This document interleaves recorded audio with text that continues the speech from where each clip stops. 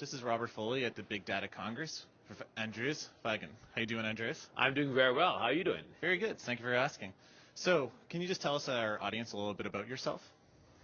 Well, I just came in from Shanghai. In case it doesn't look like it, I have a house there. And I actually visited my mom on the way. She lives in Germany. That's where I was born. And I spent most of my time teaching at Stanford and Berkeley in the San Francisco Bay Area. So basically, I live on airplanes. Understood.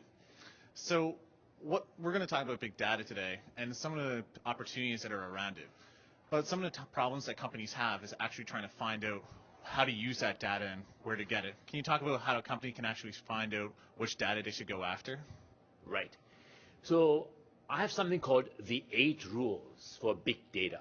And the rule number 1 is start with the problem, not the data. So companies that are clear what problem they're trying to solve have a much easier time going and stealing the data or creating incentives for users to provide the data than companies that start with the data and say, gee, we have all the data. What are we going to do with it?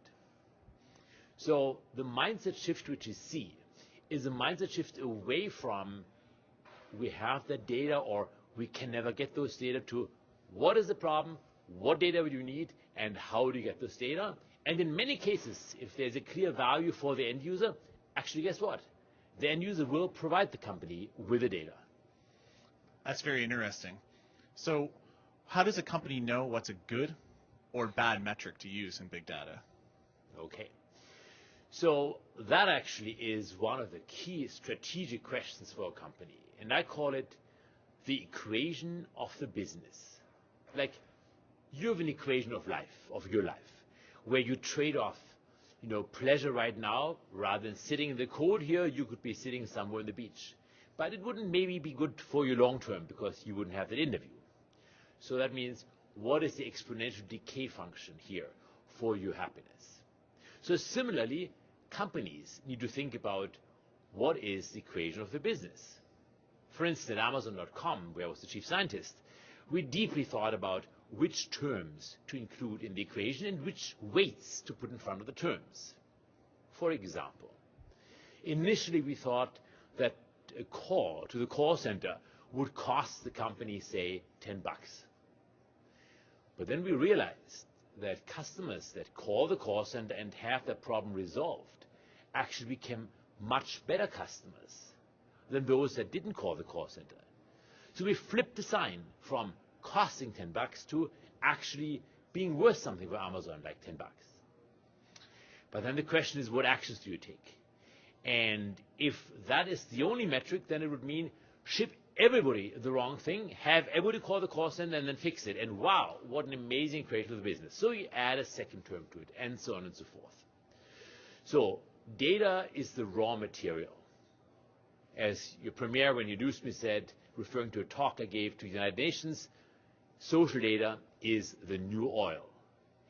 But you need refineries to create stuff out of oil. And you need refineries to get stuff out of data. And so it is non-trivial to say those are the metrics. It's actually an iterative process where you think what you have, you write something down, you optimize it, and you realize what it is that you are missing. That was very well put. So we're here today in the Maritimes. How do you think the Maritimes can leverage big data for the future? I think actually it doesn't matter where you are. Data know no borders, with the possible exception of the Great Firewall in China, that is, where you can't use Google Docs, you can't use many things we're so used to using here, Wikipedia being another example. So I don't think that it's a geographic question. It's a mindset question. And where does mindset come from? Mindset primarily comes from your peers, from the community you live in, and from your mentors. So the question I think we have to ask is, how do we get people who actually are willing to share their knowledge with other people, to share it with people here?